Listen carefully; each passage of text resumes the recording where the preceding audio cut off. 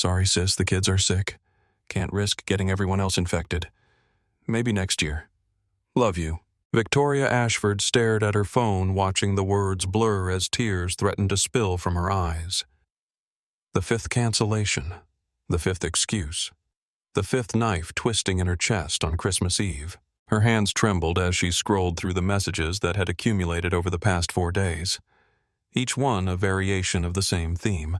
Each one a polite way of saying she wasn't worth the effort. She stood alone in her penthouse on the 42nd floor, surrounded by everything money could buy and nothing that actually mattered. The floor-to-ceiling windows showcased Seattle's glittering skyline, 1,000 points of light representing 1,000 families gathered together while she stood here in silence. Victoria had dressed for this evening with care. Her blonde hair was swept up in an elegant twist, a few carefully arranged tendrils framing her face. She wore a stunning red silk dress that hugged her curves perfectly, the kind of dress that turned heads at galas and commanded attention in boardrooms. Diamond earrings caught the candlelight. Her makeup was flawless, professionally applied that afternoon by the stylist who came to her home. All of it wasted, all of it for nothing. The dining table stretched before her like a monument to her failure. 12 place settings of her grandmother's china, the only thing she'd inherited that actually meant something. Crystal glasses that caught the flickering candlelight and scattered rainbows across the white linen tablecloth. A centerpiece of white roses and evergreen that had cost more than some people's monthly rent. The caterers had come and gone, leaving behind enough food to feed a small army. Beef Wellington resting under silver domes. Roasted vegetables glistening with herb butter. Fresh bread still warm in cloth-lined baskets. 4 different desserts arranged on a sideboard like edible art. Victoria had spared no expense. She never did. Money was the one thing she had in abundance. She set down her phone and picked up her wine glass, but her fingers were shaking so badly she had to use both hands. The Chateau Margaux was perfect, a 2015 vintage that had been breathing for exactly the right amount of time. She couldn't taste it. Her throat was too tight to swallow properly. The first sip went down like broken glass. She walked to the window, her heels clicking against the marble floors in a rhythm that echoed through the empty space. Outside, snow had begun to fall, soft white flakes drifting past the glass like nature's confetti for a celebration she wasn't part of. Every building she could see had lights in the windows. She imagined the scenes inside. Children in pajamas tearing open presents. Grandparents dozing in armchairs while football played on television. Couples slow dancing in kitchens while cookies baked in the oven. Families. The word felt foreign on her tongue. Theoretical. Something other people had. Victoria caught her reflection in the glass and barely recognized the woman staring back. At 34 years old, she was the CEO of Ashford Technologies, a company she had built from nothing into a billion-dollar empire. Forbes had featured her twice. She'd spoken at conferences around the world. She had a corner office, a private jet, and a penthouse that would make most people weep with envy. But the woman in the reflection looked hollow. Her perfectly made-up eyes were empty. Her carefully painted lips were pressed into a thin line to keep them from trembling. She looked like what she was, a successful woman who had succeeded at everything except the one thing that actually mattered. Before we continue, please tell us where in the world are you tuning in from? We love seeing how far our stories travel. Victoria's phone buzzed on the table behind her. She turned, hope flaring in her chest despite everything. Maybe someone had changed their mind. Maybe someone actually wanted to see her. She crossed the room in 3 quick strides and grabbed the phone. Merry Christmas, Victoria. Hope you're having a wonderful evening with family. Don't work too hard. Best, Jennifer. Her assistant. Her assistant, who was probably surrounded by her own family right now, firing off a professional holiday greeting between courses of a meal she didn't have to eat alone. Victoria didn't respond. Couldn't bring herself to type the lie that everything was fine. She set the phone face down on the table and looked at the 12 empty chairs arranged around her grandmother's china. She had spent 2 months planning this dinner. 2 months of hoping that this year would be different. It wasn't.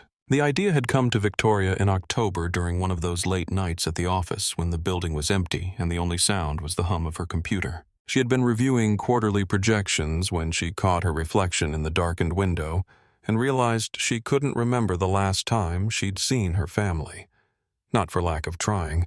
She sent birthday gifts that went unacknowledged. She called on holidays and got voicemail.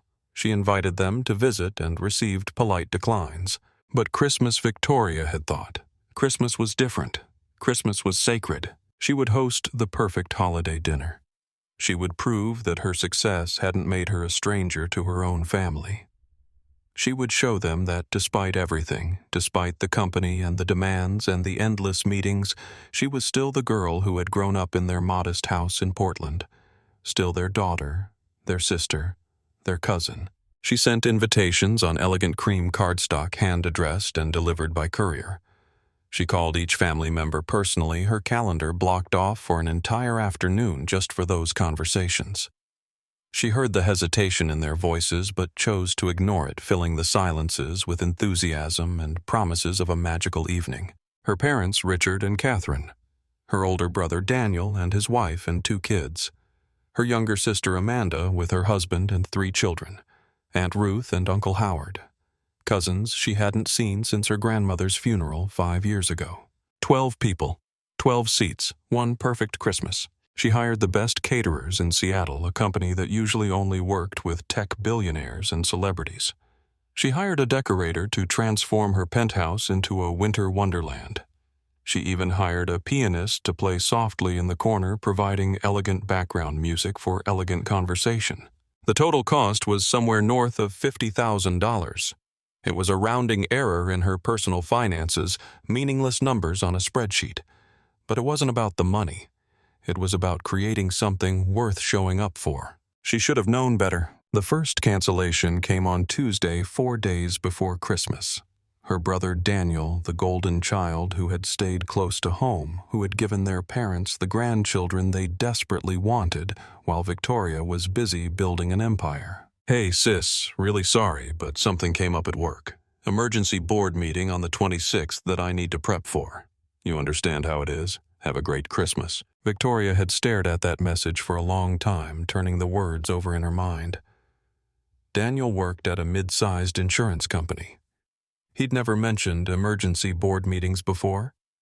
And since when did board meetings require 4 days of preparation? But she told herself it was fine. 11 people was still plenty, still a party. Wednesday brought her parents' excuse.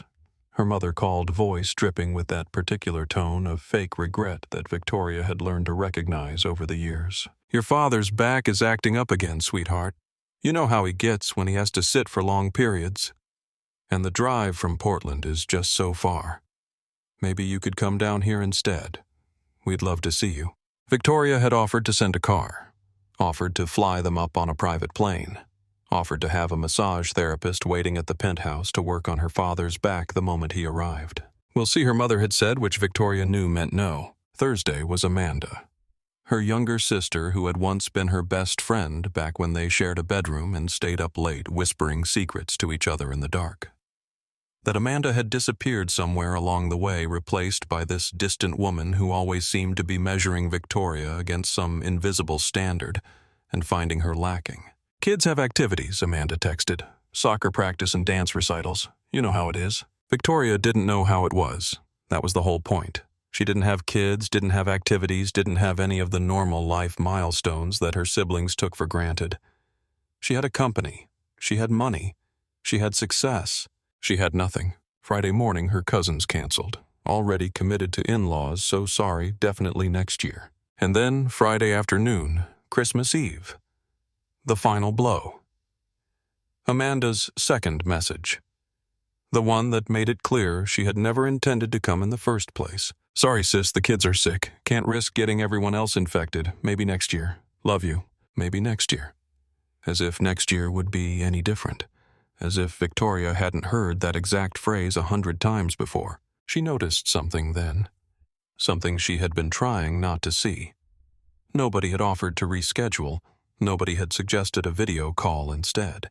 Nobody had even asked if she had other plans, other people, anyone else to spend the holiday with. They knew she didn't. They knew she would be alone.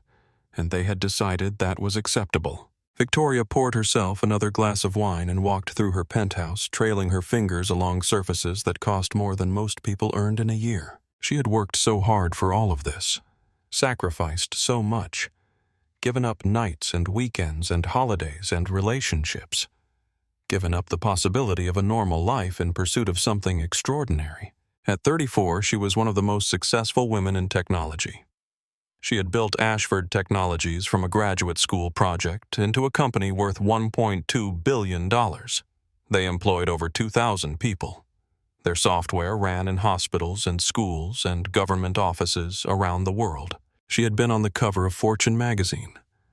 She had shaken hands with presidents. She had given commencement speeches at universities that had rejected her undergraduate application 20 years ago. Success. By every measure that mattered in the business world, she had achieved it. But standing alone in her perfect penthouse on Christmas Eve, surrounded by food that no one would eat and decorations that no one would see, Victoria felt like the biggest failure in the world. She stopped in front of a family photo hanging on her wall. It was from 15 years ago, before everything changed. Her parents looked younger, happier. Daniel was home from his first year of college, arm around their father's shoulders. Amanda was a teenager with braces and bad hair, laughing at something off camera. And Victoria, 20 years old and already planning her escape, stood slightly apart from the group. Even then, she was different. Even then, she didn't quite fit. She had always been the driven one, the ambitious one, the one who stayed up late studying while her siblings watched television, the one who applied to colleges across the country while they planned to stay close to home. The one who left and kept leaving, putting more and more distance between herself and the family she never quite belonged to. Her parents had never understood her drive.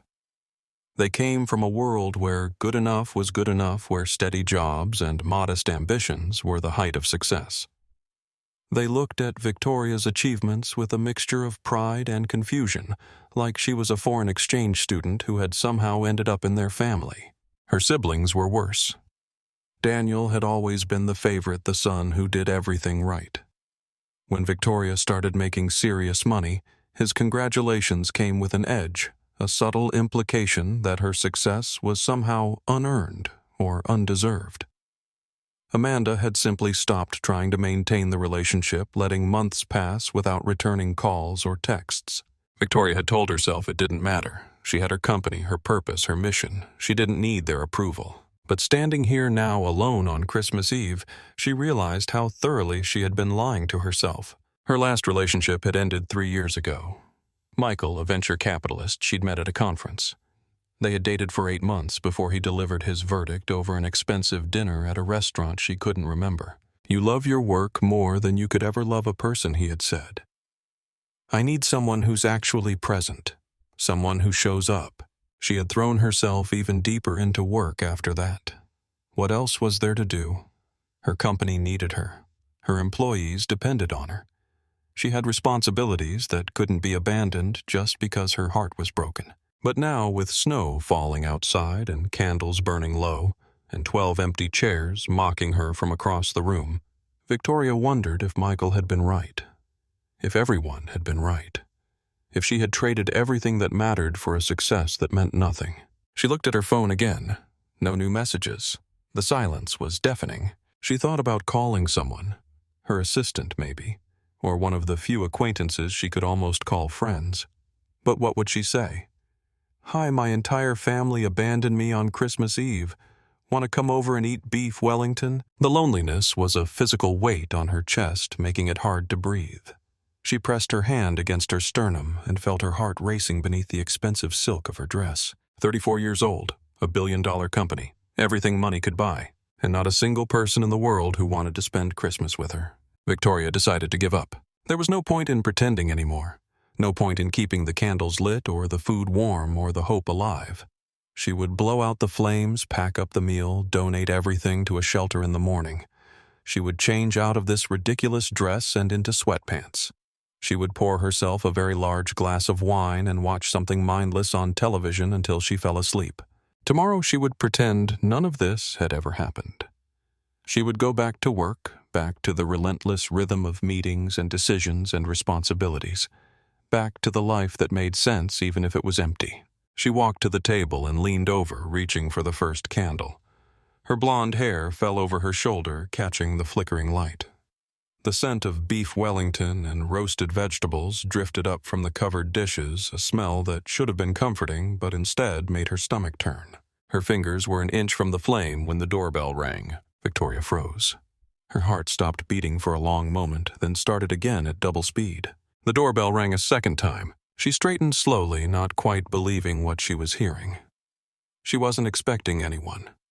Everyone had canceled. Everyone had made their excuses and their apologies and their empty promises about next year. So who was ringing her doorbell at 7 o'clock on Christmas Eve? Victoria walked to the door, her heels clicking against the marble in a rhythm that seemed unnaturally loud in the silent penthouse. Her hand trembled as she reached for the doorknob. She didn't know if she could handle another disappointment.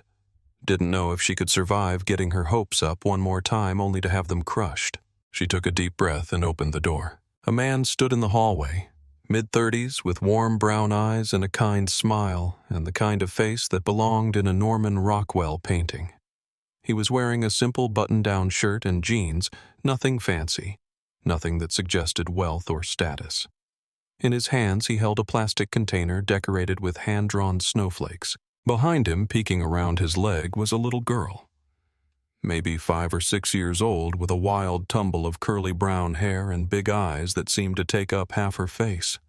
She was wearing a Christmas sweater covered in sequined reindeer and mismatched socks, one red and one green. Victoria recognized them both, though it took her a moment to place them. The man from apartment 4B. She had met him twice before. Once in the elevator when his daughter had been crying about a lost toy and Victoria had found it wedged under the bench in the corner. Once in the lobby when her assistant had canceled at the last minute and he had helped her carry groceries up to her penthouse. Brief exchanges, polite smiles. Nothing that would explain why he was standing at her door on Christmas Eve. "Mr. Carter," Victoria said, and her voice came out strange, rough with all the tears she hadn't let herself cry. "Noah, please." He held up the container with a slightly embarrassed smile. "My daughter and I made cookies. We were delivering them to neighbors. I saw your catering delivery earlier and thought you might have company. Then I noticed..." He trailed off, and Victoria saw his eyes flick past her to the empty table, the untouched food, the 12 place settings for a party of 1. "I was supposed to," Victoria heard herself say. Nobody came. The little girl peeked out further from behind her father's leg. Her big brown eyes were wide with something that looked like genuine distress. "Nobody came to your party?" The words were soft, trembling with a child's inability to understand cruelty. "But you have such pretty decorations, and it smells so good. Why didn't anybody come?" The innocent question broke something inside Victoria. Her throat closed up. Her eyes burned with tears she had been fighting all evening. She looked at this child, this little girl in her mismatched socks and ridiculous sweater, and felt the last of her composure crumbling. "I don't know, sweetheart," Victoria whispered. "I don't know why nobody came." The little girl tugged on her father's sleeve. Her face was scrunched up with determination, like she had just made a very important decision. "Daddy," she said in what was clearly meant to be a whisper but came out at full volume. "We should stay. The pretty lady shouldn't be alone on Christmas. It's not right. Ruby." Noah's voice was gentle but cautionary. "Miss Ashford probably wants to be alone. We don't want to intrude." "Please don't call me Miss Ashford." Victoria was surprised by the intensity in her own voice. "It's Victoria, and you're not intruding. Honestly, you'd be saving me from a very depressing evening alone with enough food to feed a small army." Noah looked at her, really looked, and Victoria had the uncomfortable sensation of being seen. Not as a CEO, not as a success story, not as a cautionary tale about the price of ambition, just as a person. A lonely person on Christmas Eve who desperately needed some kindness. "Are you sure?" he asked softly. Victoria looked at this man and his daughter, these strangers who had shown up at her door with cookies and concern. She thought about the family who hadn't bothered to come, the fiancé who had left, the life she had built that suddenly felt unbearably empty. "I'm sure," she said. "Please come in." The little girl, Ruby, didn't need to be asked twice. She darted past Victoria into the penthouse, her head swiveling to take in everything at once. Her gasp of wonder echoed off the high ceilings. "Your tree is so pretty." She ran toward it, stopping just short of touching the ornaments. "They sparkle like real diamonds." "They might actually be real diamonds," Victoria admitted. "I hired a decorator. I've never really been good at this kind of thing." Ruby turned to look at her with an expression of pure delight. "We decorated ours ourselves. It has macaroni ornaments that I made with glitter. Daddy says they're the most beautiful ornaments in the whole world." "That sounds much better than mine," Victoria said, and she meant it. Noah stepped inside, closing the door behind him. His eyes swept over the penthouse, taking in the obvious wealth, the professional decorations, the elaborate table settings. But his expression wasn't covetous or impressed. It was sad. "I'm sorry," he said quietly while Ruby was distracted by the tree. "About your family. That's really hard." Victoria felt tears threatening again. She blinked them back with practiced efficiency. "Thank you," she managed. "For coming, for being here." Noah smiled, and there was something in that smile that made Victoria's chest feel strange. Warm. Like a fire had been lit in a room that had been cold for too long. "Nobody should be alone on Christmas," he said simply. "We're here for you." Noah set the container of cookies on the marble countertop and looked around the penthouse with eyes that seemed to be cataloging everything without judging any of it. "This is quite a place," he said. "How long have you lived here?" 3 years. Victoria moved toward the dining table, suddenly embarrassed by its excess. "I bought it when my company hit its first major milestone. Seemed like the thing to do." "It's beautiful. It's empty." The words came out before Victoria could stop them. She turned away, pretending to adjust one of the place settings that was already perfect. Ruby had finished examining the Christmas tree and was now studying the table with wide eyes. She reached out one small hand to touch the crystal glasses, then stopped herself and looked at Victoria. "Can I touch them? They're so sparkly." "Of course. Be careful, though. They're fragile. Like princess stuff." Ruby breathed, running her finger along the edge of a glass. She watched it catch the candlelight and scatter rainbows across the tablecloth. "Our glasses at home are plastic. Daddy says it's because I'm clumsy." "You're not clumsy," Noah protested. "You're enthusiastic." Victoria found herself smiling. When was the last time she had smiled genuinely? She couldn't remember. "Would you like to stay for dinner?" The question surprised her even as it came out. "I have enough food for an army, and I'd hate to see it go to waste." Noah hesitated. "We don't want to impose. You probably have plans, people to call." "I don't." Victoria's voice was steady, but her hands were not. She clasped them together to hide the trembling. "I have nobody to call and nowhere to be. My entire family canceled, and I've been standing here trying to figure out how to pack up all this food so I could donate it tomorrow." She paused, then added more quietly, "You would actually be doing me a favor. I don't think I can face this table alone." Ruby tugged on her father's sleeve again. "Daddy, we should stay. She needs us." Something passed across Noah's face. Recognition, maybe. Understanding of a particular kind of loneliness that Victoria wouldn't have expected from a stranger. "Okay," he said softly. "We'll stay." Victoria's relief was so intense that her knees nearly buckled. She covered it by moving toward the kitchen to get more plates, even though the table was already set for 12. I'll just... She didn't know what she was trying to say. Her composure, so carefully maintained throughout the day, was fracturing into pieces. "Hey." Noah's voice was gentle. He had moved closer, and now he touched her arm lightly, just a brief contact of fingers against silk. "It's okay. You don't have to be perfect right now. Ruby and I aren't exactly formal dinner guests." "I don't know how to be anything other than perfect," Victoria admitted. "It's all I've ever known." "Well," Noah smiled. "Ruby's about to make a mess of your kitchen with cookie decorating, so you might want to start practicing." The evening transformed in ways Victoria couldn't have predicted. They sat at the enormous table, 3 people occupying space meant for 12. Victoria served food that had cost thousands of dollars, and Ruby declared the beef Wellington to be almost as good as chicken nuggets, which Noah assured her was high praise. They ate appetizers and talked about nothing important. Ruby told elaborate stories about her kindergarten class, about a boy named Marcus who picked his nose, and a girl named Sophie who was her best friend. She described her teacher, Miss Patterson, in loving detail, from her sparkly shoes to the way she read stories in different voices. Victoria found herself laughing. Not the professional laugh she deployed in meetings designed to put people at ease while keeping them at a distance. Real laughter that bubbled up from somewhere deep inside her chest. Noah talked about his work as a freelance graphic designer.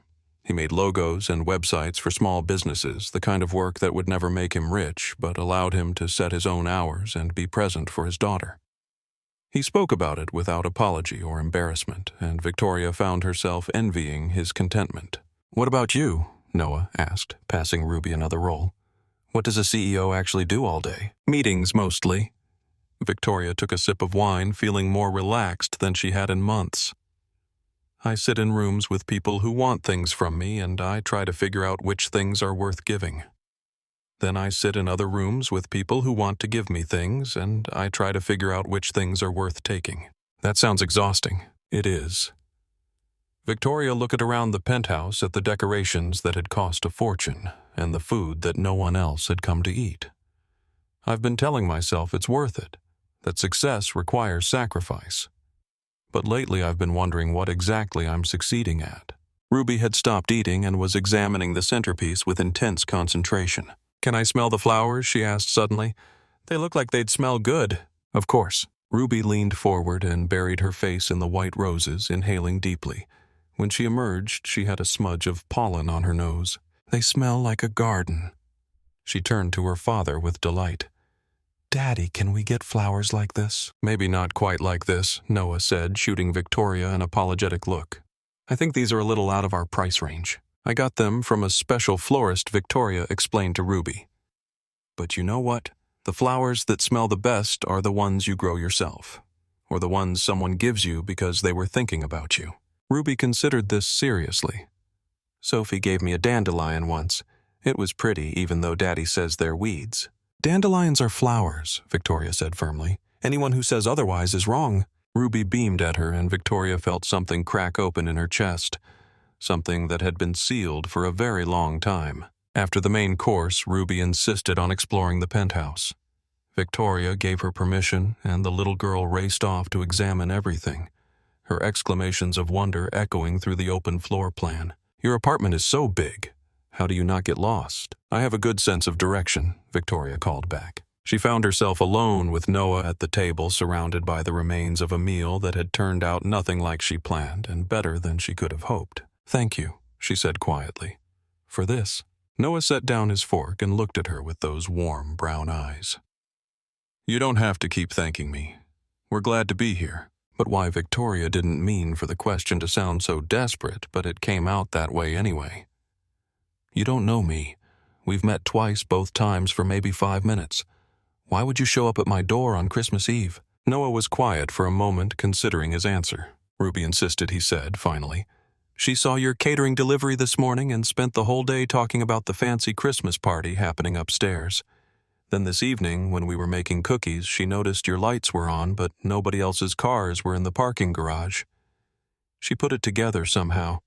Kids are perceptive like that. She knew I was alone, she suspected, and she wouldn't let it go." Noah smiled, and there was something bittersweet in it. "Ruby has a big heart. She can't stand the thought of anyone being sad, especially not on Christmas. I think she gets it from her mother." Victoria noticed the past tense. "Gets it, not got it." "Is her mother?" Noah shook his head. "Not dead, just gone. She left when Ruby was 18 months old. Decided motherhood wasn't for her.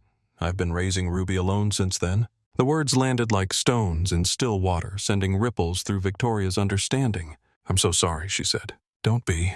We're better off. Ruby doesn't remember her, which is probably a blessing.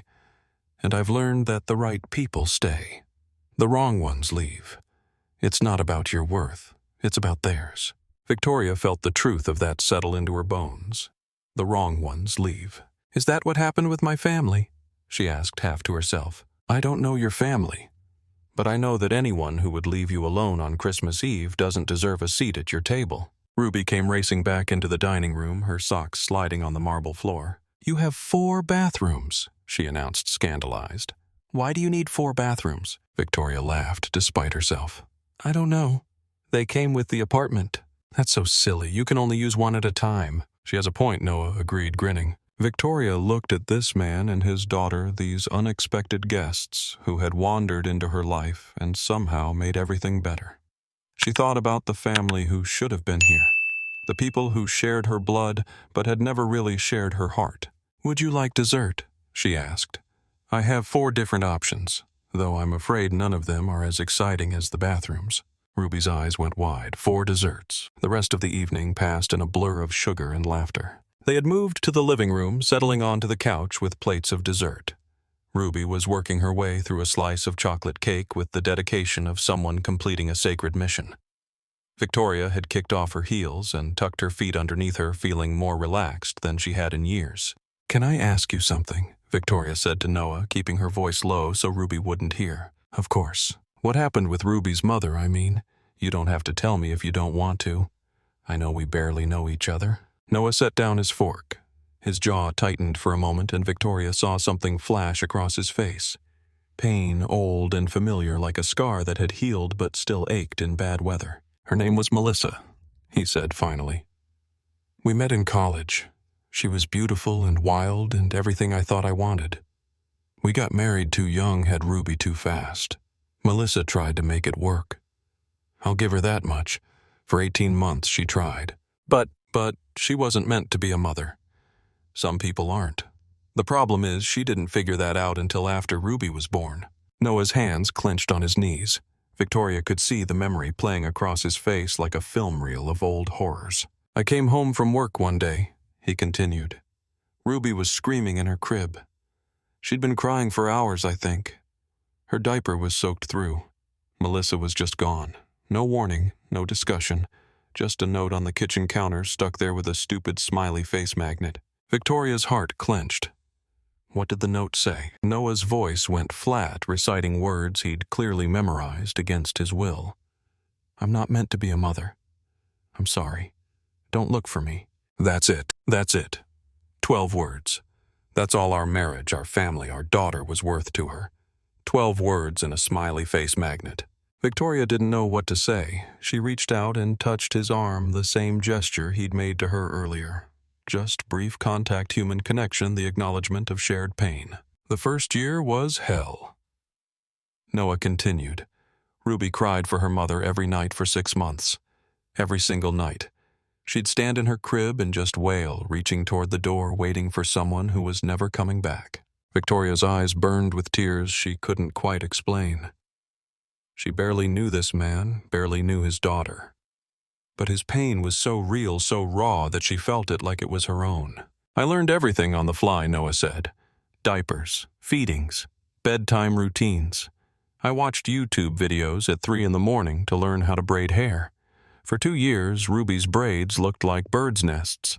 She never complained. He glanced over at his daughter, who had finished her cake and was now examining a crystal snowflake ornament on the coffee table. I lost 20 pounds that first year, he said quietly. I couldn't eat, couldn't sleep.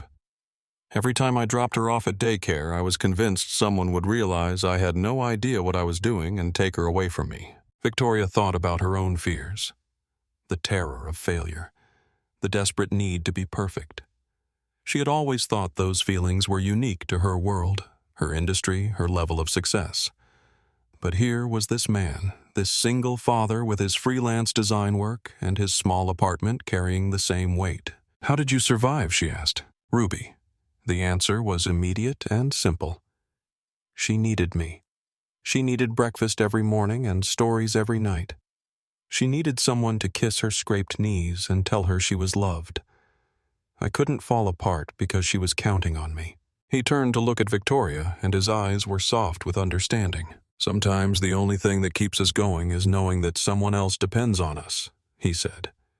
But that's not enough forever. Eventually we have to find reasons to keep going for ourselves too. Have you found them? Noah was quiet for a moment. Some days. Other days I'm still looking. Ruby bounced over to them, chocolate smeared across her cheek. Daddy, can we make cookies now? We brought the stuff. We brought decorating supplies, Noah explained to Victoria. Ruby wanted to make cookies to give to Santa, but we already ate them all, so now she wants to make more. Victoria looked at her pristine kitchen, her professional-grade appliances that she barely knew how to use. She thought about the caterers who had prepared every meal she'd eaten in this penthouse, the cleaning service that came twice a week to maintain its perfection. "I've never actually baked cookies," she admitted.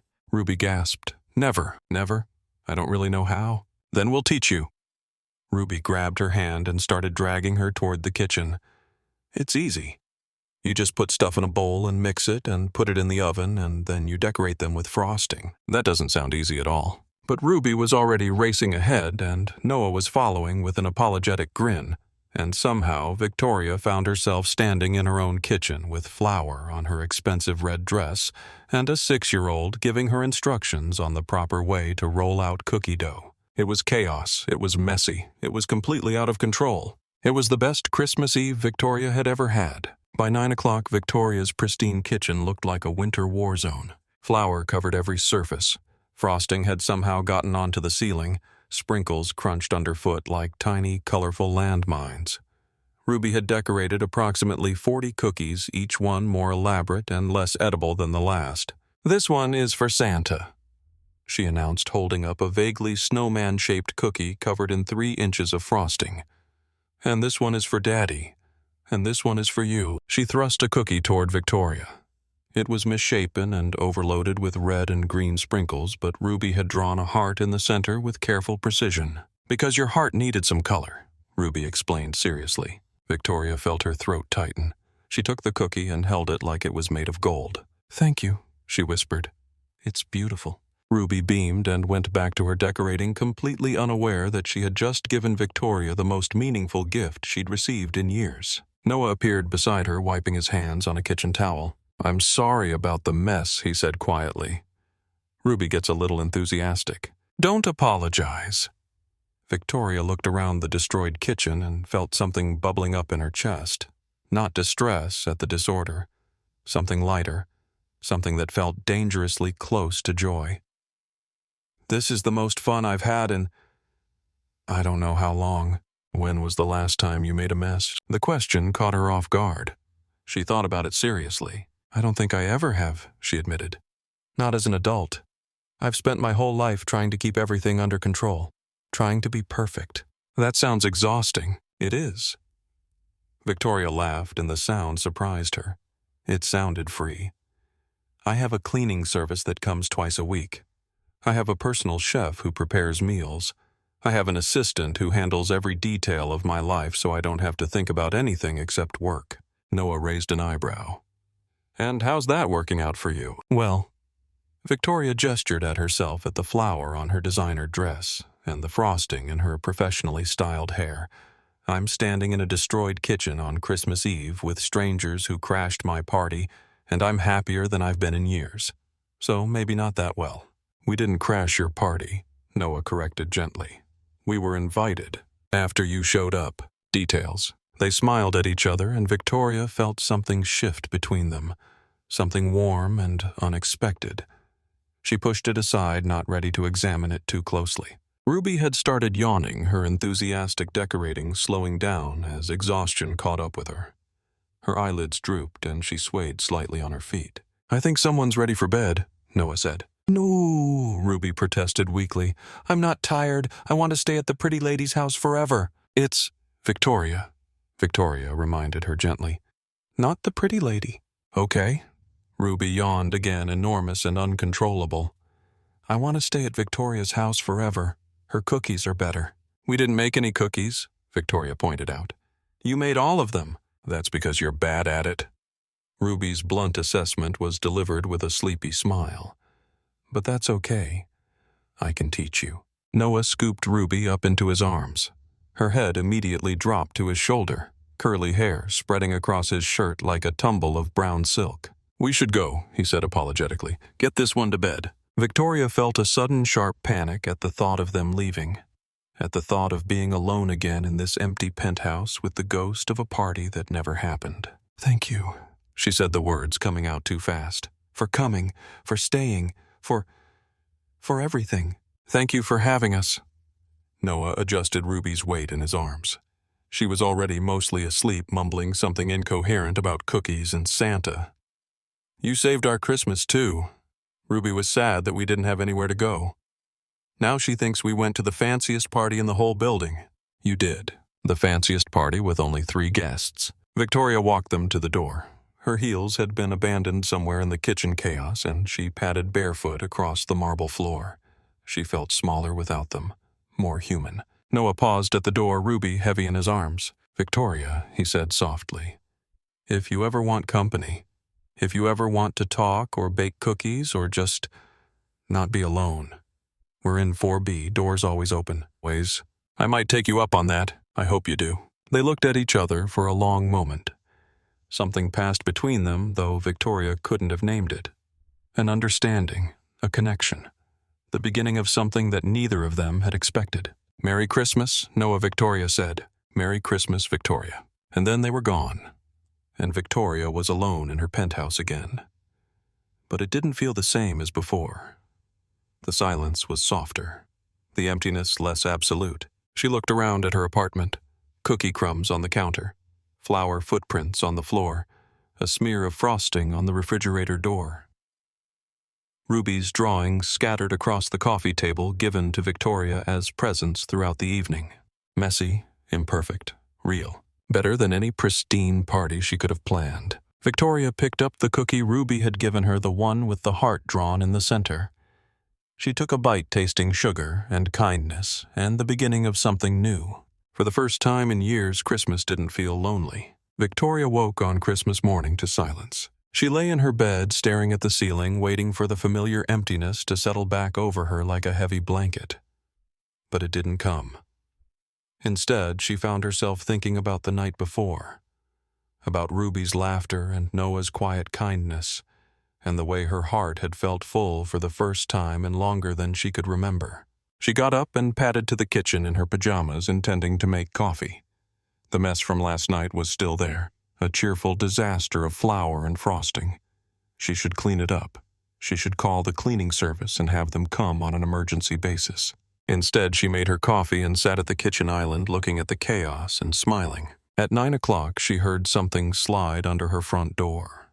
She went to investigate and found an envelope with her name written on it in careful, childish letters. Victoria, in purple crayon, surrounded by drawings of stars and hearts. Victoria opened the envelope with trembling fingers. Inside was a sheet of construction paper covered in a crayon masterpiece. 3 figures sat at a table together.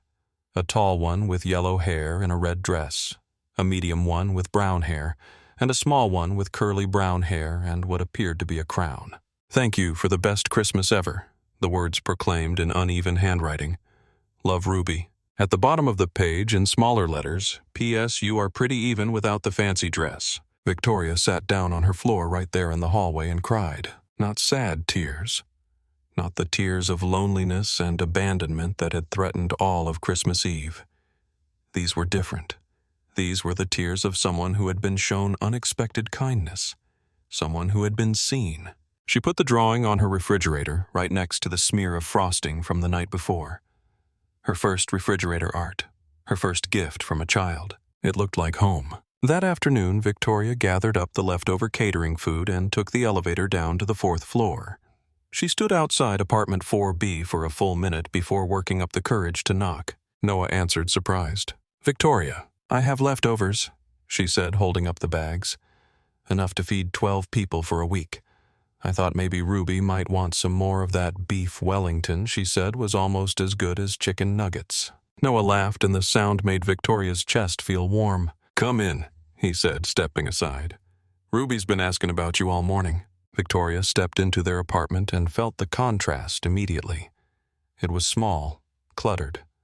Every surface was covered with evidence of a life being lived, toys and books and crayons, and the general beautiful mess of a home with a child in it. Drawings were taped to every wall. A well-worn couch sat in the living room covered in blankets that looked soft from years of use. The Christmas tree in the corner was small, barely 4 feet tall, but it was decorated with clearly handmade ornaments, macaroni shapes painted with glitter, paper snowflakes cut with careful precision, popsicle stick stars covered in sequins. It was nothing like Victoria's penthouse. It was everything Victoria's penthouse wasn't. It's not much, Noah said apologetically. I haven't had time to clean. Don't apologize. Victoria set down the food and turned to look at him. This is wonderful. It feels like a real home. What does your place feel like? Victoria thought about the marble floors and the designer furniture and the artwork selected by a professional curator. A museum, she admitted. Beautiful but empty. Ruby came racing out of her room, still in her pajamas. Victoria. She launched herself at Victoria's legs with the full force of her small body. You came back, Daddy. She came back. Of course I came back, Victoria said, kneeling down to Ruby's level. I brought the food from last night, and I wanted to thank you for the drawing. It's on my refrigerator now. Ruby's face lit up. Really, on your actual refrigerator? On my actual refrigerator. It's the only thing on there. Ruby threw her arms around Victoria's neck and hugged her with fierce intensity. Victoria froze for a moment, unsure what to do. She couldn't remember the last time anyone had hugged her like this, like they actually wanted to hold her. Slowly, carefully, she wrapped her arms around Ruby and hugged her back. Over Ruby's shoulder, she caught Noah's eye. He was watching them with an expression she couldn't quite read. Soft. Wondering. Like he was seeing something unexpected and beautiful. Victoria realized she was crying again. 2 days in a row. More tears than she'd shed in the past 3 years combined. But these tears felt like healing. 2 weeks after Christmas, Victoria found herself knocking on apartment 4B's door again. She had a flimsy excuse prepared. She needed design opinions for a new company initiative. She wanted someone to look at mock-ups and give feedback from a non-corporate perspective. It was a lie. She just wanted to see them. Noah answered with a smile that suggested he saw right through her excuse but was choosing not to call her on it. Come in, he said. Ruby's at a playdate, but I can look at whatever you need. Victoria stepped inside. The apartment was cleaner than last time, though still comfortably cluttered. Evidence of Ruby was everywhere. A half-finished puzzle on the coffee table, a tutu draped over a chair, drawings covering the refrigerator. I brought coffee, Victoria said, holding up the cups. I didn't know how you take it, so I got one of everything. Noah laughed. That's a lot of coffee. I have a problem with moderation. They sat on the couch, and Victoria showed him her fake design question. Noah gave her fake answers, and somewhere in the middle of the pretense they started actually talking. About work, about loneliness, about the strange coincidence that had brought them together on Christmas Eve. Do you believe in fate? Noah asked. I used to believe in hard work, Victoria said. That if you just put in enough effort you could control everything. Make everything perfect. But lately I've been thinking maybe that's not true. Maybe some things are supposed to be messy. Messy like a kitchen covered in frosting, Victoria smiled. Exactly like that. Their first real dinner happened a week later. Noah cooked simple pasta with homemade sauce. Nothing fancy. Victoria brought wine that cost more than his monthly grocery budget. They talked until midnight, until Ruby fell asleep on the couch and had to be carried to bed. Victoria helped with the dishes and their hands brushed in the soapy water, and neither of them pulled away. 1 month after Christmas, Victoria attended Ruby's art show at school. She stood in the elementary school gymnasium, surrounded by finger paintings and crayon drawings, and watched Ruby proudly display her masterpiece. A painting of 3 people standing in front of a Christmas tree. The same 3 people from the drawing on Victoria's refrigerator. That's my family, Ruby told her teacher. My daddy and Victoria and me. The teacher looked at Victoria with raised eyebrows. Are you Ruby's mother? The question hung in the air. Victoria felt her heart stop. No, she said finally. I'm a friend. But even as she said it, she knew it wasn't true. She was more than a friend. She was something else. Something she didn't have a name for yet. On the drive home, Ruby fell asleep in the back seat. Noah glanced over at Victoria in the passenger seat. Sorry about that, he said quietly. Ruby's been telling everyone you're part of our family. I can talk to her if it makes you uncomfortable. Victoria thought about the question, about the teacher's assumption, about how it had made her feel. It doesn't make me uncomfortable, she said. It makes me feel... She searched for the right word. Wanted. Like I belong somewhere. Noah didn't respond, but his hand found hers in the darkness of the car. His fingers intertwined with hers, warm and solid and real. Victoria held on and didn't let go. 6 weeks after Christmas, on a quiet Sunday afternoon, Ruby asked Victoria a question that cracked her heart wide open. They were at Noah's apartment. Ruby was coloring at the coffee table while Victoria and Noah sat on the couch, ostensibly working, but mostly just enjoying each other's company. "Victoria," Ruby said suddenly, "why don't you have any kids?" Victoria felt the question land like a blow to the chest. She looked at Noah, who had tensed beside her, clearly ready to intervene. "It's okay," Victoria said quietly. "She deserves an honest answer." She moved to sit on the floor next to Ruby, bringing herself to the child's level. "I was busy building my company for a long time," Victoria explained carefully. "I worked so hard every day because I wanted to be successful. I thought there would be time later. Time for everything else. Time for a family. But there wasn't." Victoria shook her head. "The years went by faster than I expected. And before I knew it, I was 34 years old, and I realized I might have missed my chance." Her voice cracked on the last words. She hadn't meant to be so honest, hadn't meant to show this much of herself to a 6-year-old. But Ruby was watching her with those big, solemn eyes, seeing more than any child should be able to see. "That's sad," Ruby said. "You'd be a good mommy." "You think so?" "Yeah." Ruby nodded seriously. "You're nice. And you make good cookies now because I taught you.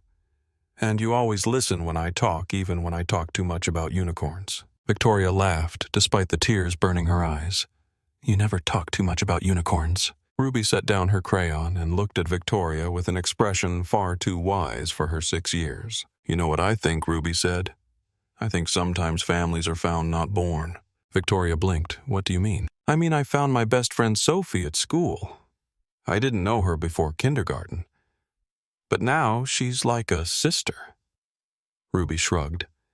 "Maybe you just need to find your family. Maybe they're already out there waiting for you." The simple wisdom of it broke something open in Victoria's chest. She felt tears spilling down her cheeks, and she didn't try to stop them. "Ruby, sweetie," Victoria whispered, "where did you learn to be so smart?" "Daddy tells me I'm the smartest person he knows."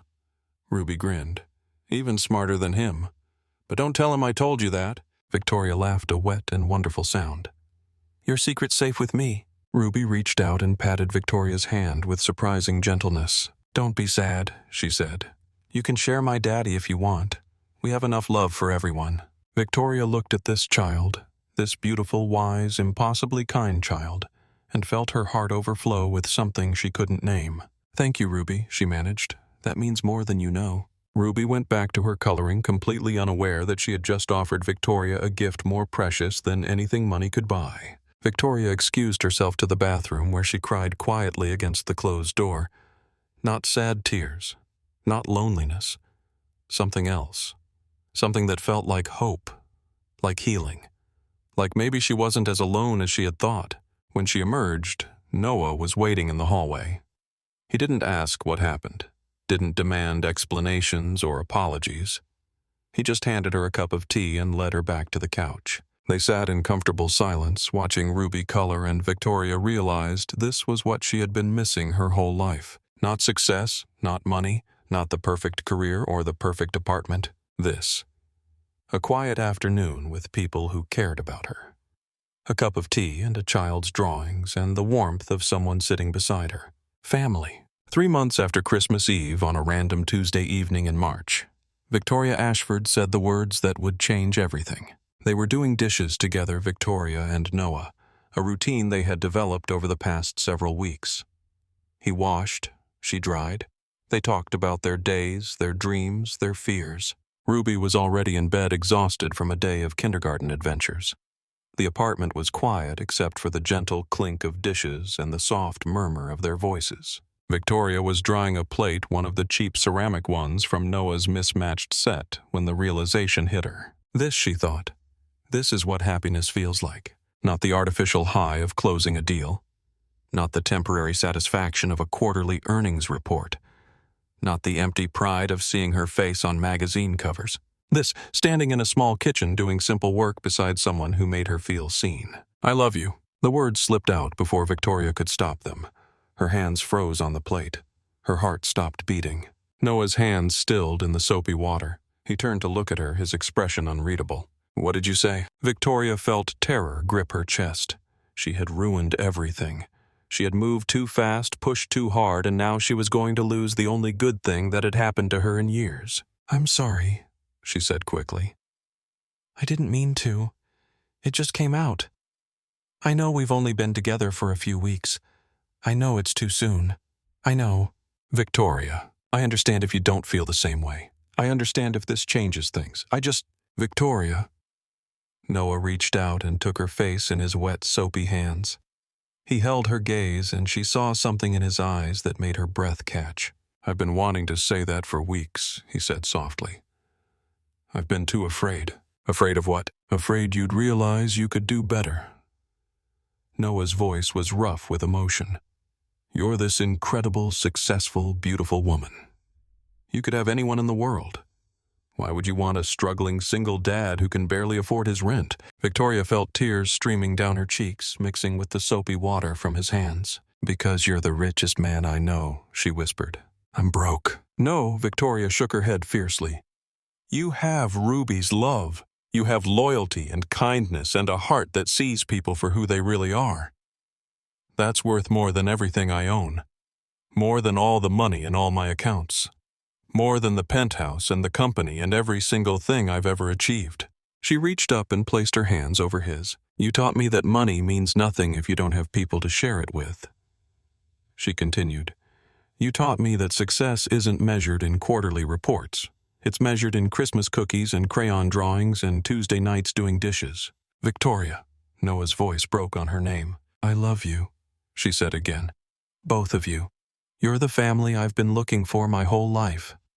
The family I didn't know I needed until you knocked on my door on Christmas Eve." Noah kissed her, then gentle and sweet and tasting of dishwater and happy tears.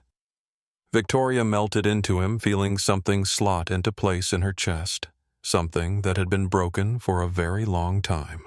"I love you too," Noah murmured against her lips. "God, Victoria, I love you so much it scares me." "Don't be scared." Victoria pulled back to look at him. "We found each other for a reason. I believe that now." They stood in the kitchen, holding each other, surrounded by dirty dishes and the quiet peace of a sleeping child down the hall. Noah, Victoria said finally, "Yes, I think I'm going to need to learn how to do more dishes, because I'm planning on spending a lot of time here." Noah laughed, and the sound was like coming home. "That can be arranged." 5 months after Christmas Eve, on a sunny Saturday morning in May, Victoria answered Noah's door and came face to face with the ghost from his past. She had stayed over the night before, as she often did now. They had fallen asleep on the couch watching a movie, and Victoria had woken early to make breakfast.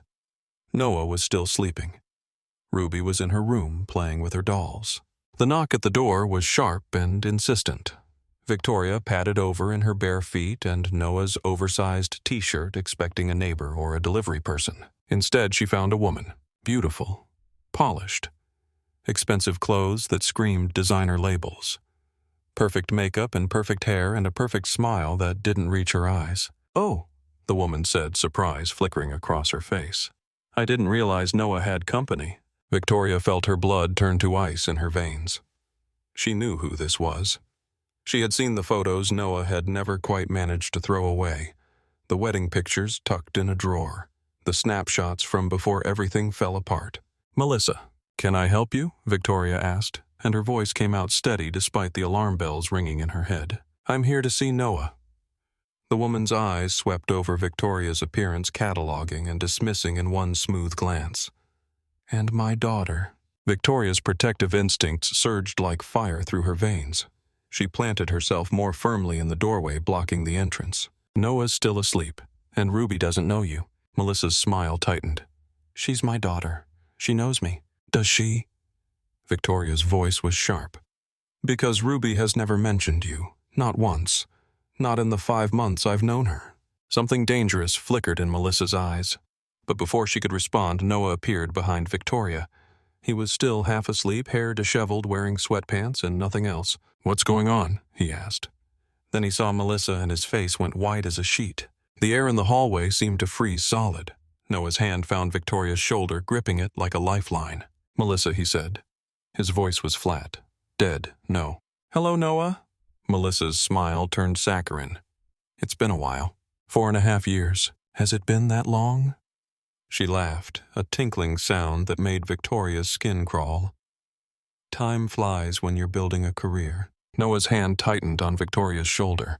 His whole body was rigid with tension. What do you want? I want to see my daughter. Melissa's eyes glittered. I've changed, Noah.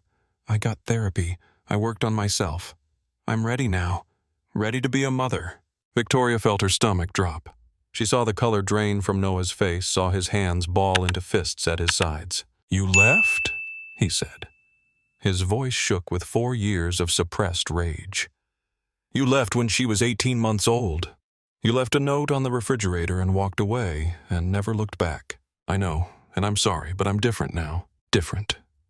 The word came out like a curse. You abandoned your daughter. You left her screaming in her crib for hours. She cried for you every night for 6 months. 6 months, Melissa. Every single night. Victoria watched Melissa's expression flicker. Something passed across her face too quick to identify.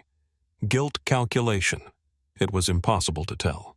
That's why I'm here, Melissa said smoothly. I want to make it right. I want to be part of her life. I want shared custody. The words landed like bombs. Shared custody. Victoria felt the blood drain from her own face. She felt Noah sway beside her like he might collapse. You can't, Noah choked out. You can't just show up after 4 years and demand, I'm her mother. Melissa's voice hardened. I have rights. My lawyer has already filed the paperwork. Victoria stepped forward, putting herself between Noah and this woman who had nearly destroyed him. I think you should leave, Victoria said. Her CEO voice was in full force now, the one that made board members flinch. Whatever you want to discuss, you can do it through lawyers, not on Noah's doorstep on a Saturday morning. Melissa's eyes narrowed. And who exactly are you? Victoria Ashford, CEO of Ashford Technologies. Something shifted in Melissa's expression. Recognition. Calculation. Her eyes swept over Victoria again, this time with more interest. Victoria Ashford, she repeated slowly. The billionaire. That's right. How interesting. Melissa smiled, and there was something predatory in it. I had heard Noah was doing well. I didn't realize quite how well. Victoria felt her stomach turn. She understood now. She understood exactly why Melissa had suddenly reappeared after 4 years of silence. It wasn't about Ruby. It had never been about Ruby. It was about money. About Victoria's money. About the wealthy girlfriend who might be convinced to pay generously to make this problem go away. I think you should leave, Victoria repeated. Before I call security. Melissa held up her hands in mock surrender. Fine. I'm leaving. But you'll be hearing from my lawyer, Noah. I'm going to be part of my daughter's life whether you like it or not. She turned and walked away, heels clicking down the hallway, leaving destruction in her wake. Noah collapsed against the doorframe the moment she was out of sight. His face was gray. His hands were shaking. Victoria caught him, held him upright, guided him inside. She's back, he said. His voice was hollow. After everything, she's back. Victoria didn't have words. She just held him, letting him shake apart in her arms, knowing that everything had just gotten much more complicated. The court order came 2 weeks later. Supervised visitation pending a full custody hearing. The judge had ruled that Melissa had the right to see her daughter while the case proceeded. Ruby didn't understand. How could she? She had no memory of the woman who had given birth to her. No connection to the stranger who now wanted to be part of her life. The first visit took place at a family services center. Noah wasn't allowed to be present. Victoria stayed in the parking lot watching through the windows as Ruby was led into a room with a woman she didn't know. 2 hours later, Ruby came out in tears. She doesn't know anything about me, Ruby sobbed in Noah's arms. She asked what grade I'm in. Daddy, I'm in 1st grade. She should know that. I know, baby, I know. She asked about my favorite things, and she got everything wrong. She thought I liked pink. I like purple. She thought I wanted to be a princess. I want to be a veterinarian. Ruby's whole body shook with confused grief. Victoria knelt beside them, her heart breaking. She asked if you were rich now because of Victoria. Ruby continued through her tears. She asked a lot of questions about Victoria. Why does she care about that? Noah and Victoria exchanged looks over Ruby's head. They both understood what Melissa was really after. But how did you explain that to a 6-year-old? Some people make bad choices, Victoria said carefully. Bad choices for bad reasons. But you have people who love you, Ruby. So many people. Focus on that. Focus. Ruby looked up at her with wet, desperate eyes. Do you love me so much? Victoria felt her own tears falling. More than I can possibly tell you. Do you love Daddy? Yes. Then marry him so we can be a real family and that mean lady can't take me away. The plea was so raw, so desperate that it stole Victoria's breath. Noah laughed despite the tension, a choked sound of pain and love. It's not that simple, Ruby. Yes, it is, Ruby insisted. Victoria, do you want to marry Daddy? The question hung in the air. Noah looked at Victoria, something vulnerable in his eyes, and Victoria realized she had never been more certain of anything in her life. Yes, she said quietly, I do. Noah stared at her. Really, when this is over, when Ruby is safe. Ask me properly, I'll say yes. The hope that bloomed on Noah's face was almost painful to see.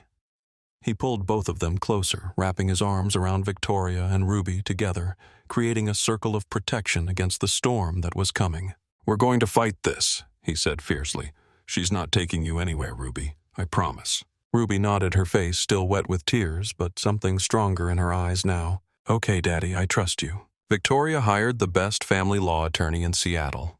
Money, for once, was a weapon she was glad to wield. We need evidence, the lawyer said in their first meeting. Everything you have. Every birthday she missed. Every holiday. Every single day she was absent from Ruby's life. Noah had kept records, Victoria discovered. Not because he had anticipated this battle, but because he had needed to convince himself that he wasn't crazy. That Melissa had really abandoned them. That he wasn't imagining the depth of her betrayal. 4.5 years of silence documented in excruciating detail. No birthday cards, no Christmas presents, no child support payments, not a single phone call or letter or email. Nothing. Victoria hired private investigators to dig deeper. They found Melissa's social media accounts carefully curated portraits of a glamorous life in Paris. Fashion events and gallery openings in expensive restaurants. Travel to exotic locations. Designer clothes and luxury hotels. Not a single mention of a daughter. Not one photograph of Ruby. Not even a hint that Melissa had ever been a mother at all. She erased Ruby from her life, Victoria said, staring at the evidence spread across the conference table. Completely erased her. And now she wants back in. The lawyer's voice was skeptical. After 4 years, something doesn't add up. It adds up if you follow the money. Victoria pulled up news articles on her laptop. 2 months ago, there was a profile of Noah in a local business magazine. Small story about successful freelance designers. They mentioned that he was dating someone. 1 month after that, Melissa's lawyer filed the custody petition. You think she saw the article? I think she did some research after seeing the article. Found out Noah's girlfriend was a billionaire. Did the math. That's opportunism, the lawyer said slowly. Not maternal instinct. Exactly. The court proceedings took 3 months. 3 months of depositions and hearings and sleepless nights. 3 months of watching Noah slowly crumble under the pressure of potentially losing his daughter. Victoria held him together through sheer force of will. She testified. Neighbors testified. Ruby's teachers testified. Everyone painted the same picture. Noah was an incredible father who had raised his daughter alone. Melissa was a stranger who had abandoned her child and never looked back. Melissa's lawyer argued for second chances, for the importance of biological bonds, for a mother's right to know her child. But the evidence was overwhelming. The absence was documented. The opportunism was clear. And then it was Ruby's turn. The judge spoke with Ruby privately in a child-friendly room with toys and comfortable chairs. No lawyers, no parents, just a kind judge and a frightened little girl. Victoria waited outside with Noah holding his hand as they both prayed. When Ruby emerged an hour later, her face was calm but determined. She walked straight to Noah and climbed into his lap. I told her the truth, Daddy, she said quietly. I told her about our life, about pancakes on Saturdays, in the park on Sundays, and bedtime stories every night. I told her about how you learned to braid my hair from the computer, and how my braids used to look funny, but I never cared, because you made them with love. Noah held her tighter, tears streaming down his face. I told her about Victoria, too, Ruby continued. I told her Victoria makes you smile again. I told her she's part of our family now. What did you say about the other lady? Noah's voice shook on the words. Ruby's face hardened with an expression no 6-year-old should have. I told her the lady doesn't know anything about me. Doesn't know my favorite color or my best friend's name or what time I go to bed. I told her a real mommy would know those things. Victoria felt tears running down her own cheeks. She reached out and stroked Ruby's hair. You were so brave, sweetheart, she whispered. Ruby looked at her with eyes that were far too old for her face. I had to be, she said. I wasn't going to let her take me away from you guys. We're a family, and families stick together. The judge's ruling came 2 days later. Full custody remains with Mr. Carter, the judge announced. The court finds that Ms. Hartley abandoned her parental responsibilities for 4.5 years without contact or support. While the court supports parental rights, those rights must be earned through consistent presence and care. They cannot be claimed after years of deliberate absence. Noah's sob echoed through the courtroom. Visitation is limited to twice yearly supervised. The court recommends Ms. Hartley seek counseling before any expansion of visitation rights is considered. Melissa's face went white with fury. Her lawyer put a hand on her arm, holding her back from whatever outburst she was contemplating. Victoria felt relief flood through her body like a physical wave. She grabbed Noah's hand and held on. This case is closed, the judge said. Mr. Carter, take your daughter home. In the hallway outside the courtroom, Noah collapsed against the wall. His whole body shook with sobs of relief. It's over, he gasped. It's over. Victoria caught him, held him upright. Ruby ran to them from where she'd been waiting with the social worker. Daddy, did we win? Noah scooped her up into his arms.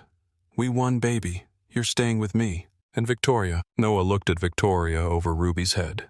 His face was tear-streaked and exhausted and beautiful. And Victoria, he confirmed, forever. 8 months after that first Christmas Eve, on a warm August evening, Nathan Cooper asked Victoria Ashford to marry him. He had been planning it for weeks ever since the custody battle ended. Ruby was his co-conspirator, though she was terrible at keeping secrets. Is today the day, Daddy? She would whisper every morning. Are you going to ask her today? Patience, sweetheart. But she's going to say yes, I already know. The proposal happened at the park, where Noah and Ruby had spent their hardest days. A bench near the pond where Noah used to sit with a screaming toddler crying silently because he didn't know how to survive another day alone. He had transformed it. Fairy lights strung through the trees, flowers scattered around the bench, candles in glass jars creating a soft golden glow in the twilight. Victoria arrived to find Noah waiting, dressed in his nicest shirt, hands shaking with nerves. Behind him, Ruby stood holding a hand-painted sign. Will you be my mommy? The sign proclaimed in purple letters, surrounded by hearts and stars. Victoria's hand flew to her mouth. Tears were already streaming down her face. Ruby, she whispered. What? Noah stepped forward and took her hands. Victoria, he said. His voice was thick with emotion. 8 months ago, you were alone on Christmas Eve, just like we were. You let us into your home and your life and your heart. You loved Ruby when you didn't have to. You fought for us when no one asked you to. Victoria couldn't speak, couldn't breathe, could only stand there, tears falling, heart overflowing. I can't offer you money, Noah continued. I can't give you fancy cars or vacation homes or anything you don't already have. All I have is my heart and my daughter and a promise to love you every single day for the rest of my life. He dropped to one knee, pulling a small box from his pocket. Victoria Ashford, will you marry me? Will you be my wife? Will you let us be your family? The ring was simple, a single diamond in a delicate gold band. It probably cost him months of savings. It was the most beautiful thing Victoria had ever seen. Yes, she breathed. Yes, yes, yes. Ruby cheered so loudly that birds scattered from the trees. She ran forward, launching herself at both of them, creating a tangle of arms and laughter and happy tears. We're going to be a family, Ruby shrieked. A real family. We already are, sweetheart, Victoria managed through her tears. We already are. Noah slipped the ring onto her finger, and Victoria felt something click into place in her soul. Something that had been broken for 34 years finally made whole. I love you, she said. I love you too, more than I have words for. And I love you both, Ruby announced. This is the best day ever." They stood there together as the sun set fairy lights twinkling around them, three people who had found each other against all odds. Victoria looked at the ring on her finger, then at Noah's face filled with so much love it almost hurt to see. Then at Ruby practically vibrating with joy. This, she thought. This is what success looks like. Not a billion-dollar company, not a corner office or a private jet or a penthouse in the sky. This, a family. People who love you, a place where you belong. She had finally found it. 1 year after that first lonely Christmas Eve, Victoria stood in her penthouse preparing for another holiday party. But everything was different now. The tree was decorated with a mixture of expensive crystal ornaments and Ruby's homemade creations. Macaroni shapes and glitter-covered paper snowflakes hung beside professionally placed lights. The table was set for 6, not 12. Noah and Ruby. Victoria's brother Daniel and his wife, who had apologized for last year and were slowly rebuilding their relationship. Noah's sister visiting from Iowa. 2 of Ruby's school friends who were joining for dessert.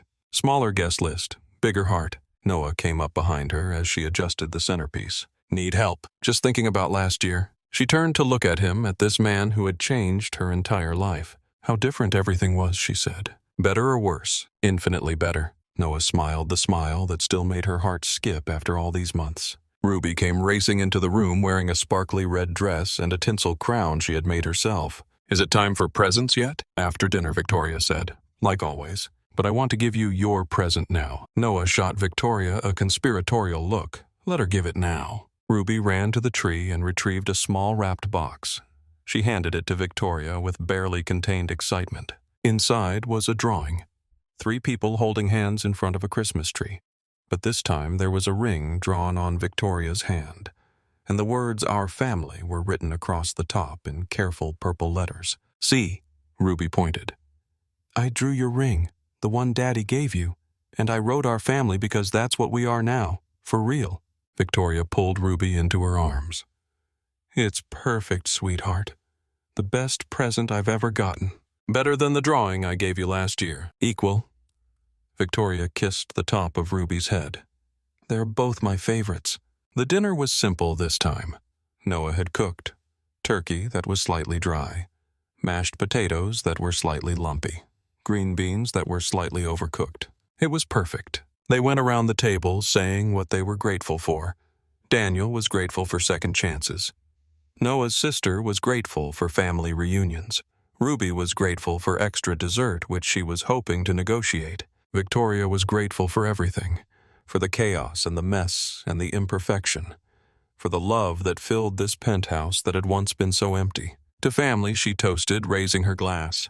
The one we choose and the one we build. To family everyone echoed, and Victoria knew with absolute certainty that she would never spend another Christmas alone.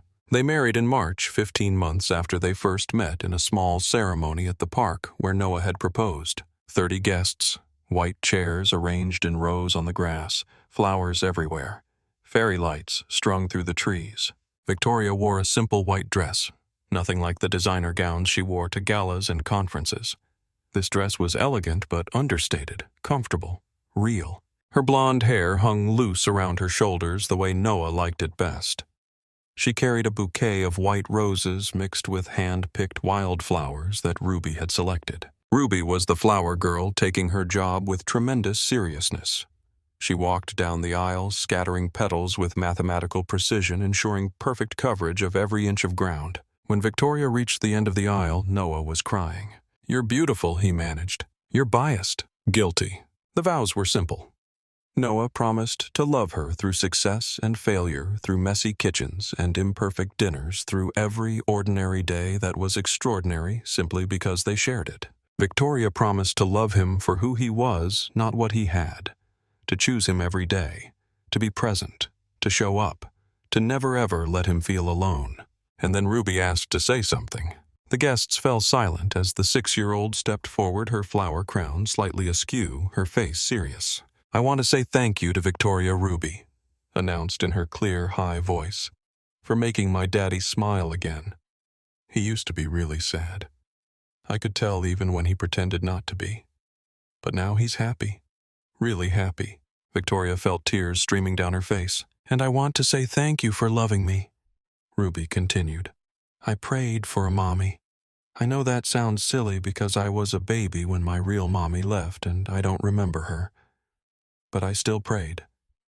And then you showed up on Christmas Eve, and I think God sent you to us. So thank you for answering my prayer. There wasn't a dry eye in the audience. I love you, Victoria, Ruby said. And I love Daddy. And I'm really glad we're a real family now. Victoria knelt down and opened her arms. Ruby ran into them. We were always a real family, sweetheart, Victoria whispered. From that first Christmas Eve. This just makes it official. The officiant had to wait several minutes for everyone to compose themselves before pronouncing them husband and wife. When Noah kissed Victoria, Ruby cheered so loudly that birds scattered from the trees just like the night of the proposal. Some things never changed, and that was exactly how Victoria wanted it. 5 years later, Victoria watched the chaos unfolding in her living room and thought, this is everything I ever wanted. They had moved into the house 2 years after the wedding. Not a penthouse. A real house with a yard and a garage and neighbors who borrowed cups of sugar. Victoria had kept her penthouse as an office, a place to work when she needed quiet. But home was here with Noah and Ruby and 3-year-old Emma, the daughter they had welcomed together. Christmas dinner was in full swing.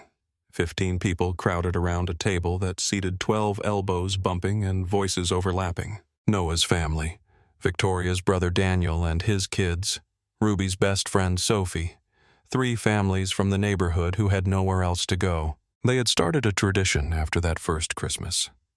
Every year they hosted a dinner for anyone who might otherwise be alone. The table had grown from 3 to 6 to 12 to however many they could squeeze in. The turkey was dry. The mashed potatoes were lumpy. Someone had spilled wine on the tablecloth. It was perfect. 5 years ago, Victoria said quietly to Noah, I was standing alone in a penthouse with a table set for 12. And now you're standing in a crowded house with a table set for 12 and 15 people crammed around it. Exactly. Better or worse? Victoria looked at Ruby now, 11 years old, patiently teaching Emma how to make a paper snowflake. At Emma, who had Victoria's blonde hair and Noah's gentle temperament. At the mismatched family gathered around her table. There's no comparison, she said. This is what I was always looking for. I just didn't know it until you knocked on my door. Best decision I ever made, he murmured. What, marrying me? No. Ruby's demand that we bring cookies to the sad lady upstairs. I was going to skip your floor. Victoria laughed. So I owe my entire happiness to a 6-year-old's insistence. Pretty much. She's always been the boss of this family. True, Mom. Emma toddled over, tugging on Victoria's sleeve. Ruby won't let me put glitter on my snowflake. Ruby rolled her eyes with the exasperation of an older sister. I said she could use a little glitter. She wants to dump the whole container. Victoria smiled at her daughters, at her family, at this beautiful, chaotic, imperfect life she had somehow stumbled into. Compromise, she said, half the container. Both girls considered this verdict acceptable and returned to their crafting. Mom! The word still made Victoria's heart swell every time she heard it. Ruby had started calling her that 3 years ago. Just naturally, like breathing. One day it was Victoria and the next it was Mom. No discussion, no ceremony.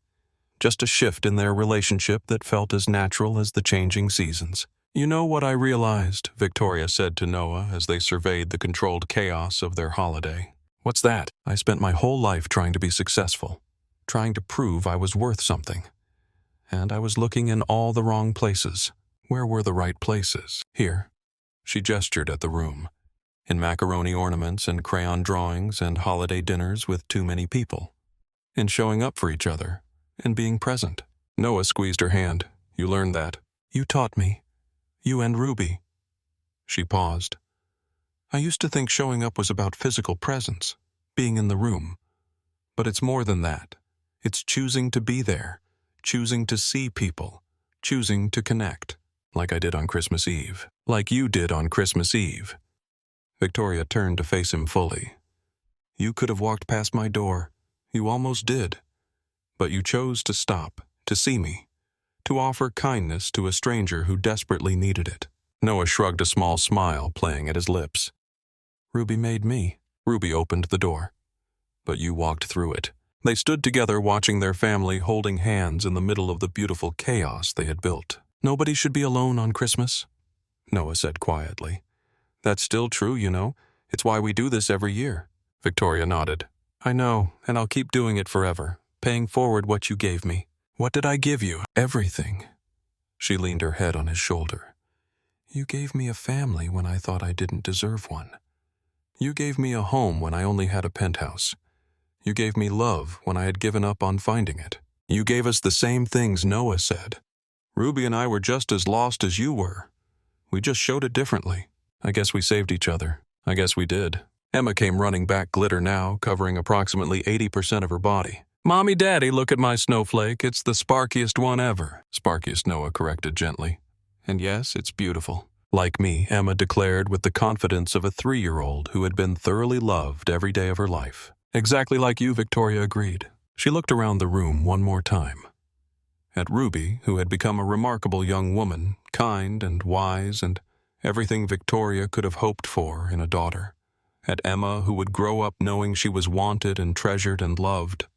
At Noah, her partner, her best friend, her home. At all the people gathered around their table eating imperfect food and sharing imperfect conversation and creating perfect memories. This was success. Not a billion-dollar company, not magazine covers or conference keynotes or market valuations. This, love, family, belonging. Noah caught her eye across the chaos and smiled. She smiled back. And Victoria Ashford, who had once stood alone in a penthouse on Christmas Eve with nobody who wanted to be with her, knew that she would never be alone again. Because nobody should be alone on Christmas. That simple truth, spoken by a single dad with cookies in his hands and a daughter tugging at his sleeve, changed everything. It created ripples that would spread outward for years. A lonely CEO who found her family. A struggling father who found his partner. A little girl who found her mom. All because one person chose to knock on a stranger's door and say, I'm here for you. Friends, if this story touched your heart the way it touched mine, please take a moment to hit that like button and let us know this story mattered to you. Subscribe to our channel and turn on the notification bell so you never miss another heartwarming story like this one. And if you know someone who needs to hear that, family isn't just blood that showing up matters, that love can find us when we least expect it. Please share this video with them today. Drop a comment below and tell us, have you ever been saved by an unexpected act of kindness? We read every single comment, and your stories inspire us to keep creating content that touches hearts and reminds us all what really matters in life. Thank you for watching. Thank you for being part of our community. And remember, the greatest gift you can give is simply being there. Sometimes all it takes is knocking on a door, offering cookies to a stranger, and saying those 4 simple words that can change everything. I'm here for you. See you in the next story.